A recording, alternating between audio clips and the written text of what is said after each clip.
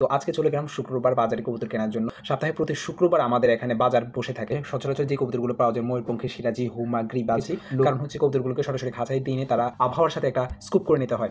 আসসালামু আলাইকুম ওয়া রাহমাতুল্লাহি ওয়া বারাকাতুহু। আজকে ১ বছর যাবত আমাদের কবুতর পালন করা বন্ধ। তো আজকে চলে গেলাম শুক্রবার বাজারে কবুতর কেনার জন্য। কারণ হচ্ছে অনেকদিন যাবত ছোট ভাই আমাকে বলছিল যে ভাই আমরা কিছু কবুতর পালন করেন। তো চলে গেলাম কবুতর কেনার জন্য। সপ্তাহে প্রতি শুক্রবার আমাদের এখানে বাজার বসে থাকে। তো যেহেতু সপ্তাহে প্রতি শুক্রবার বাজার বসে থাকে, আমরা শুক্রবার নামাজ পড়ে চলে গেলাম বাজারে। গিয়ে দেখি বাজারে অনেক কবুতর বাজারে। তো সেখান থেকে আমি বা ২ জোড়া কবুতর নিয়েছি, আই মিন ৪ টি কবুতর। আমাদের বাজারে সচরাচর যে কবুতরগুলো পাওয়া যায় ময়ূরপঙ্খী, সিরাজি, হুমা, গ্রিবাজ, লক্ষ্মী সহ সব ধরনের কবুতরে পাওয়া যায়।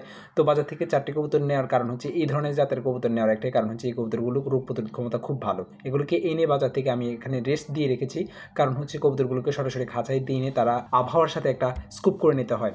তো কবুতরগুলো যখন ছেড়ে দিই তারা নিজেদের মধ্যে একটু ঠোকরাঠুকরি করে নিচ্ছিল এবং আমি কবুতরগুলো খুব ভালোভাবে চেক দিয়েছি। যেহেতু কবুতর পালন করার ক্ষেত্রে আমার ভালো একটা অভিজ্ঞতা আছে, সেই জন্য আমার তেমন একটা সমস্যা হয়নি। কবুতরগুলো বাজার থেকে এনে একটু বাইরে রেখে দিয়েছি এবং একটু পরে এগুলোকে খাঁচার ভিতরে প্রবেশ করে দিয়েছি। কারণ যেহেতু আমাদের অন্য কোনো কবুতর নেই, তো সেই জন্য আমাদেরকে কোয়ারেন্টাইন করতে হয়নি। একটু পরে তাদেরকে লেবু দিয়ে এবং একটু পানি দিয়ে দিই এবং কিছুক্ষণ পরে আমরা একটু খাবার দিয়েছি।